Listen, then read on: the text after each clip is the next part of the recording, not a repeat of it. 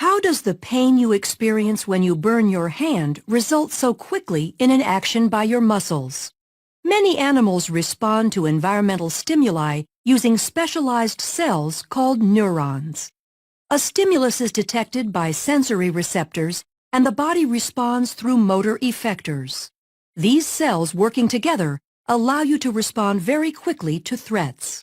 When you touch something hot, heat receptors of a sensory neuron detect the stimuli and send the information of heat to an interneuron in your central nervous system. From there, a motor neuron sends a response from your central nervous system to the skeletal muscles in your arm, causing them to contract and pull your hand away.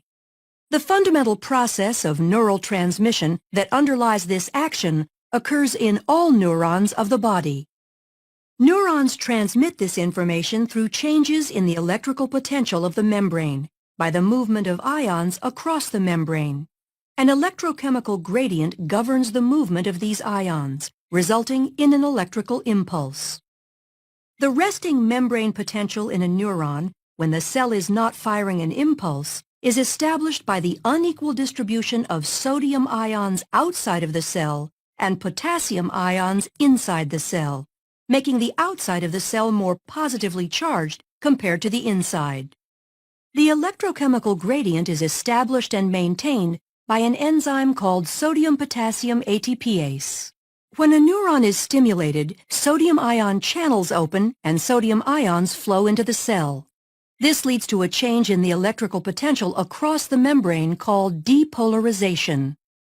The depolarizing electrical potential travels down the dendrites and over the cell body. Multiple electrical potentials will combine at the axon hillock in a process called summation. If the depolarization is large enough, an action potential is triggered. Action potentials are all or none electrical impulses that maintain their amplitude and strength down the length of the axon. The action potential travels down the axon when the depolarization of an area of membrane causes adjacent voltage-gated sodium ion channels to open. The influx of sodium ions results in membrane depolarization along the membrane.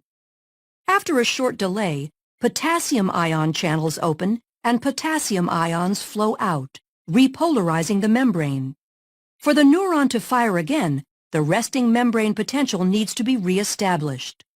Sodium-potassium ATPase is used to move sodium and potassium ions against their concentration gradients, re-establishing the resting membrane potential. As the action potential moves down the axon, ions are diffusing only a short distance, allowing the signal to move quickly.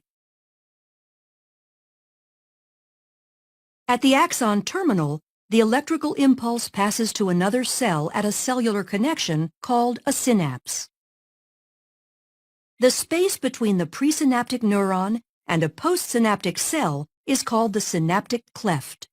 The presynaptic neuron contains signal molecules called neurotransmitters that are packaged inside vesicles. When an action potential reaches the end of a neuron, neurotransmitters are released by exocytosis from the neuron into the synaptic cleft. Neurotransmitters bind to the adjacent cell at receptor sites attached to ion channels. The channels open, allowing the movement of ions into or out of the effector cell, which alters its membrane potential, thereby transmitting the signal from the neuron to the effector cell. Because nerve impulses move very rapidly down the axon of a neuron and move from cell to cell across synapses, you react quickly to a stimulus, like burning your finger.